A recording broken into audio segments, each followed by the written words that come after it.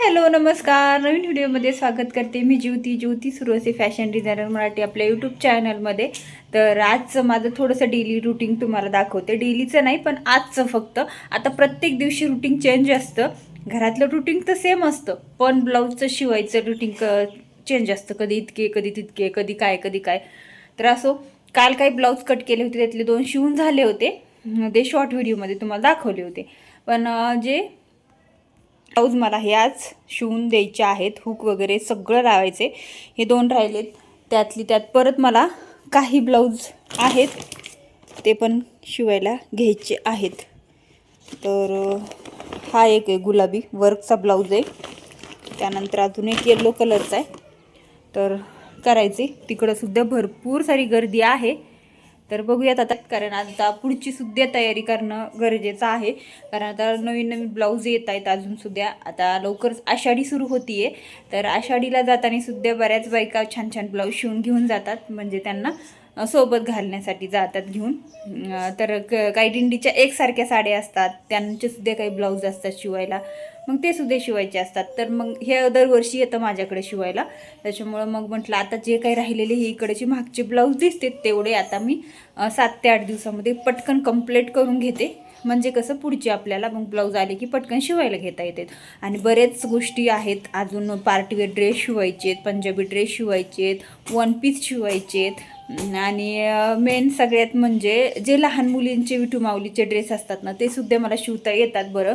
आणि खूप सुंदर ब्लाऊज ते ड्रेस शिवते मी. पण असं होतं की मला असं वाटतं की ते कपडा आणून शिवून वगैरे सेल करावं, पण एवढा वेळ मिळत नाही. कारण आवड खूप आहे पण सवड भेटत नाही, असं झालेले. तर असं भरपूर कामाचा लोड आहे. आता पटापटा कामं करायला घेते.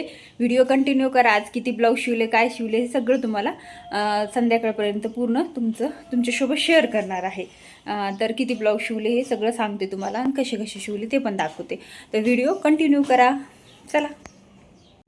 तर मग लगेचच शिवायला बसले. तर म्हटलं चला आता पहिले जे कालच्यातले काही ब्लाऊज राहिलेले होते ते शिवून घ्यावे आणि मग पुढच्या कामासाठी लागावं. तर इथं शिवायला मी बसलेले होते.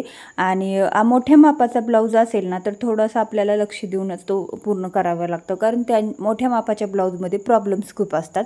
जसे छोट्या मापाच्या ब्लाऊजमध्ये एवढे नसतात, पण मोठ्या मापाचे असतात. कसं असतं, त्यांची छाती भरपूर असते, मुंड्यामध्ये पण त्यांना घोळ नको असतो, परत बाहीमध्ये काही प्रॉब्लेम्स येतात. असे छोटे मोठे प्रॉब्लेम्स भरपूर असतात आणि ते आपल्याला फेस देखील करावे लागतात. आता नवीन शिकणाऱ्यांना तर ह्याच्यामध्ये खूप प्रॉब्लेम्स येतो. कारण मी माझ्या अनुभवातून सांगते, ज्यावेळेस मोठ्या मापाचे ब्लाऊज असतात ना त्यावेळेस आपल्याला खूप जास्त प्रॉब्लेम्स येतात. कमीत कमी एका कस्टमरला 2-3 ब्लाऊज देऊन आपण त्यांना ट्रायलिंग करून त्यांना आपले ब्लाऊज व्यवस्थित बसूच तर आपल्याला ते त्रास सहन करावा लागतो. पण जितका आपण शक्यतो प्रयत्न करू तेवढे आपले ब्लाऊज छान बसायला मदत होते. फिनिशिंग पण तितकीच महत्त्वाची आणि फिटिंगसुद्धा.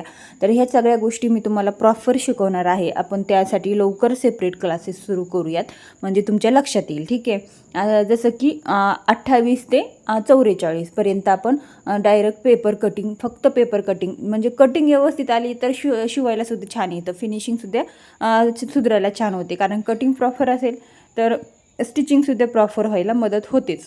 100% त्यामध्ये आपल्याला तेवढे द्यावेच लागतात. तर मग त्याच्यामुळं आपण हे सगळं काम व्यवस्थित लक्ष देऊन करायचं. माझा एक ब्लाऊज कंप्लीट झालेला आहे, हा बघा. तर तुम्हाला बॅक कॅमेऱ्याने दाखवतो. तर पाहू शकता हा ब्लाऊज माझा कंप्लीट झाला आहे. आणि हा खूप मोठ्या मापाचा ब्लाऊज आहे बघा. दिसतोय किती मोठा. आणि खूप छान फिनिशिंगमध्ये ब्लाऊज स्टिच करून झाला आहे. ह्याच मापाचे 2 ब्लाऊज मी काल स्टिच केलेले होते आणि हा एक केला आहे आज. सो असा आहे हा ब्लाऊज. सिंपल आहे पण खूप मोठा आहे. तर आत्ता हा एक घेते पटकन करून आणि मग नंतर दुसरे पण घेते. चला. तर 2 ब्लाऊज झालेत माझे. हा एक शिवलाय आणि हा एक. हुक लावते आणि रेडी करून ठेवते. कालचे त्यांचे 2 आणि हे 2-4 ब्लाऊज कंप्लीट झालेत. तरच झाले असते पण लाईट गेली होती, येत जात होती, त्यामुळं राहिले. 2 ब्लाऊज झालेले आहेत ना, तर ते म्हटलं पहिलं हुक लावून घेते म्हणजे मग रेडी होते लवकर. आणि अजून 2 शिवायचे आहेत, ते पण पटकन शिवून घेते. चला, त्यानंतर त्याला हुक वगैरे लावून घेतले दोन्ही पण ब्लाऊजला. म्हटलं रेडी करून ठेवावं, कारण काल 2च झालते. मला वाटलं त्या संध्याकाळी घ्यायला येतील. म्हणजे कसं आपण वेळेमध्ये कामं जसं म्हटलं तसं जर पूर्ण करून दिले तर कामाची नियोजनसुद्धा खरंच खूप सोपं जातं. पण आता घरून काम करायचं म्हटल्यावर थोडं 19-20 इकडं तिकडं होतं आपलं. कारण कसं होतं, कारण घरातली कामं, मुलं वगैरे पण असतात आणि अशा सगळ्या गोष्टी हँडल करून आपल्याला करावे लागतं.